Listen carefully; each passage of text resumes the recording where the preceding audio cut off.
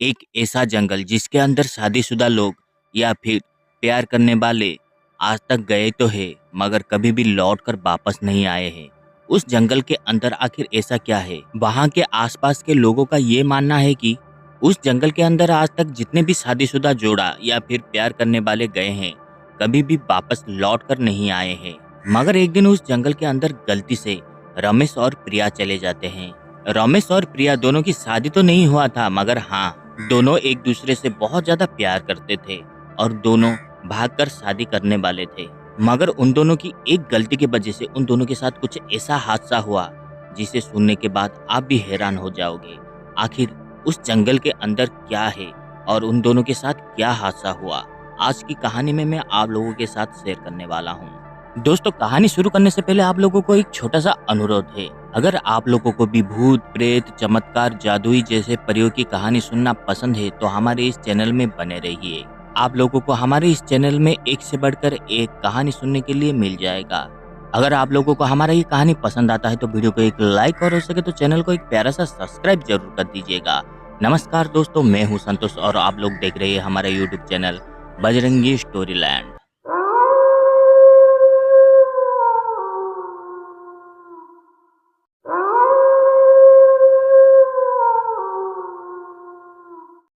रमेश और प्रिया दोनों ही एक दूसरे से कॉलेज की टाइम से ही प्यार करते आ रहे थे।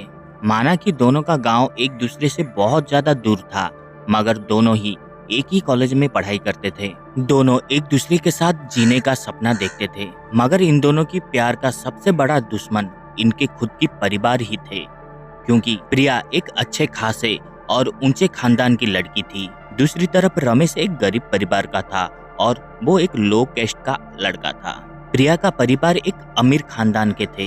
वो लोग कभी भी नहीं ये चाहते थे कि अपना एकलौता बेटी एक फटीचर लो कैस्ट के लड़के के साथ घूमे फिरे। उन्हें ये सब पसंद नहीं था। प्रिया अपने परिवार का एकलौती बेटी थी और वो किसी राजकुमारी से कम नहीं थी। प्रिया के पिताजी को जब पता चला कि प्रिया एक फटीचर लो कैस्ट के लड़के के साथ प्यार करता है और उसके साथ काफी घूमता फिरता है, तभी प्रिया के पिताजी बात ज्यादा आगे बढ़ने से पहले ही प्रिया की पढ़ाई बीच में ही रोक देते हैं। मगर प्रिया पढ़ना चाहती थी, वो जिंदगी में अपने दम पर कुछ बनना चाहती थी। मगर ये बात प्रिया के पिताजी समझने के लिए तैयार नहीं थे। वो तो बस रमेश और प्रिया इन दोनों को अलग करने के लिए सोचते थे। मगर कहते हैं ना, दो सच्चे प्यार करने वालों को जुदा करना मुश्किल ही नहीं नामुमकिन होता है। प्रिया का कॉलेज बंद होने के बाद रमेश जैसे पागल ही हो गया था। उसका पढ़ाई में बिल्कुल भी ध्यान नहीं लगता था। वो हमेशा दिन रात प्रिया के बारे में ही सोचता रहता था। वहाँ दूसरी तरफ भी प्रिया का ऐसा ही हाल था। वो भी रमेश के बगैर एक पल भी रह नहीं पाती थी। मगर प्रिया अपने सहेली से मिलने का बहाना करके वो अक्सर रमेश को मिलने के लिए कॉलेज चला जाता था। दो प्यार करने वाले दुनिया की नजरों से छुप छुप कर अक्सर कॉलेज में मिला करते थे। मगर कितना दिन, चाहे कितना भी प्यार को छुपाओ, एक ना एक दिन दुनिया के सामने आ ही जाता है। एक दिन प्रिया के पिताजी को इन दोनों के बारे में पता चल ही गया और उन्होंने प्रिया से दूर रहने के लिए रमेश को कुछ गुंडे भेजकर उसे धमकाया भी था। मगर रमेश मौत से डरने वाले लोगों में से नहीं था। इन दोनों का प्यार देखकर प्रिया के पिताजी आखिरकार एक डिसीजन लिए। उन्होंने प्रिया की शादी बहुत ही बड़ी अमीर खानदान एक खूबसूरत लड़के के साथ तय कर दिए। मगर प्रिया का ये जिद था कि अगर वो शादी करेगी तो सिर्फ और सिर्फ रमेश के साथ ही करेगी, उसके अलावा वो किसी से भी शादी नहीं करेगी। मगर प्रिया के पिताजी अपने खानदान की इज्जत बचाने के लिए प्रिया का शादी अपने बराबर की एक खानदान में तय कर दिए। जब ये बात रमेश को पता चला, मानो जैसे वो टूट ही गया था। उसे समझ में नहीं आ रहा था कि वो करे तो क्या करे। एक दिन के बाद प्रिया का शादी था और प्रिया का पिताजी पूरी बंदोबस्त करके रखे थे कि उनकी एकलौती बेटी की शादी में कोई भी बाधा ना आए। किसी भी हालत पर रमेश उस जगह पर पहुंचना नहीं चाहिए। रमेश बहुत ही हिम्मत करके प्रिया को मिलने के लिए उसके गांव जाने के लिए सोचा। मगर दिक्कत ये था कि प्रिया के गांव जाने के लिए सिर्फ एक ही रास्ता था और वो रास्ता बहुत ही खतरनाक और डरावनी था, क्योंकि प्रिया के गांव जाने से पहले ही एक बहुत ही बड़ा जंगल पड़ता था। वहाँ के आसपास के लोगों का ये मानना था कि उस जंगल के अंदर आज तक जो भी प्यार करने वाले या फिर शादीशुदा जोड़ा गए हैं कभी भी वापस लौट कर नहीं आए हैं। और ये बात रमेश को वहां जाकर पता चला। उस जंगल के बारे में रमेश को पहले से ही पता था कि वो जंगल बहुत ही घना और डरावना है, मगर शादीशुदा या फिर प्यार करने वाले उस जंगल के अंदर नहीं जाते हैं, इस बारे में रमेश को पता नहीं था। चाहे जो भी हो, रमेश बहुत ही हिम्मत करके प्रिया को पाने के लिए उस जंगल पार करके प्रिया के गांव चला जाता है।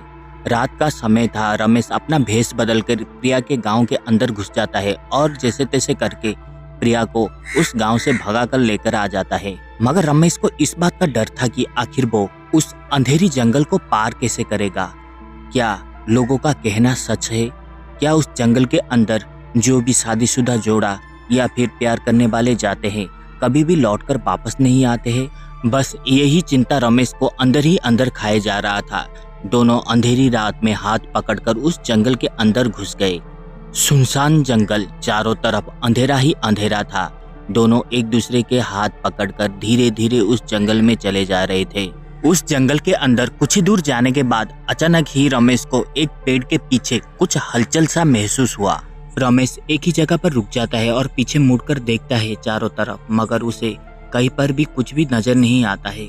तभी प्रिया पूछने लगता है कि क्या हुआ, हमें जल्दी जल्दी यहाँ से निकलना पड़ेगा, नहीं तो मेरे परिवार के लोग मुझे ढूंढता हुआ यहाँ तक पहुँच जाएंगे। रमेश प्रिया का हाथ कसकर पकड़ा और उस जंगल के अंदर भागने लगा। जंगल के अंदर भागते भागते कुछ ही दूर जाने के बाद रमेश और प्रिया दोनों ने देखा कि उनके पीछे एक बहुत ही बड़ा परछाई दिखाई दिया। उस परछाई को देखकर रमेश और प्रिया दोनों ही घबरा जाते हैं और उसी जगह पर रुककर धीरे धीरे पीछे मुड़कर देखते हैं। पीछे मुड़कर देखने के बाद उन दोनों ने जो नज़ारा देखा, वो खौफनाक नज़ारा देखने के बाद इन दोनों की रोंगटे खड़े हो गए। उन दोनों ने देखा कि उनके सामने 5-6 आदमी खड़े हुए हैं। उनकी आंखें एकदम लाल जैसा था। अंधेरे के वजह से उन लोगों का शकल ठीक से दिखाई नहीं दे रहा था। उनके हाथों पर बड़े बड़े तलवार थे और वो जोर जोर से हंस रहे थे। ये सब नज़ारा देखने के बाद रमेश समझ गया था कि गांव के बाहर जो लोग बातें कर रहे थे वो लोग इनके बारे में ही बात कर रहे थे। उन सब को देखने के बाद प्रिया भी ज्यादा घबरा गई थी। देखते ही देखते अचानक सब रमेश के ऊपर टूट पड़े और नुकीले तलवार से रमेश का हत्या कर दी।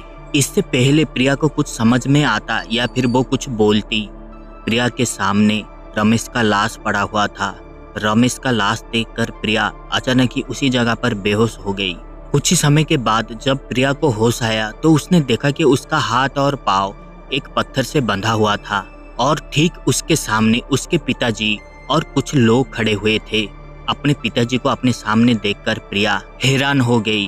तभी प्रिया का पापा प्रिया के पास आकर कहने लगे कि तुम्हारे जैसे औलाद जिंदा रहने से अच्छा है कि मर जाए। तुम जैसे औलाद को पैदा करना ही मेरे सबसे बड़ा गलती था। तुम्हारी वजह से मेरे खानदान का इज्जत मिट्टी में मिल गया और मैं ये बर्दाश्त नहीं कर सकता। अपने पिताजी के मुंह से इस तरह का बातें सुनने के बाद प्रिया को समझ में आ गया था कि उस जंगल के अंदर जो भी हुआ या फिर जो भी हो रहा था उस सब के पीछे उसके पिताजी ही थे। प्रिया के पिताजी ने उन सारे लोगों को ये आदेश दिया कि प्रिया को जिंदा ही जमीन के अंदर दफना दे। ऐसे औलाद जिंदा रहने से अच्छा है कि वो मर जाए। उस वक्त प्रिया की आंखों में आंसू था और होठों पर मुस्कुराहट। भला वो अपने दिल की तकलीफ किसको बताता। उसके पिताजी ही उसे मारना चाहते थे। देखते ही देखते प्रिया के पिताजी के कहने पर वो सारे लोग प्रिया को जिंदा ही उस जंगल के अंदर दफना देते हैं और किसी को भी रमेश और प्रिया के बारे में पता ही नहीं चला। दोस्तों, दुनिया में आज भी ऐसे ही लोग हैं जो अपने इज्जत और खानदान के खातिर अपने सगे औलाद का भी बलि चढ़ा देते हैं।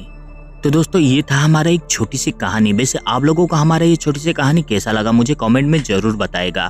अगर आप लोगों को हमारी ये कहानी पसंद आता है तो वीडियो को एक लाइक और हो सके तो चैनल को एक प्यारा सा सब्सक्राइब जरूर कर दीजिएगा। आज के लिए बस इतना ही। फिर मिलते हैं एक नई वीडियो में एक नई कहानी के साथ। जय हिंद।